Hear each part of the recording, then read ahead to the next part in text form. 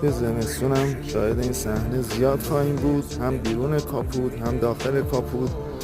داخل گلگیر قربا به خاطر گرمای موتور میرم پناه میگیرم و باید خیلی مراقبشون بود. مراقب این بچه ها باید بودیم. امروز بارون حسابی اومده و گربه ها پناهشون کاپوت های داغه، ماشین هایی که تازه خاموش کردن. پیشور ببینم پیشور بابا، نرو بابا.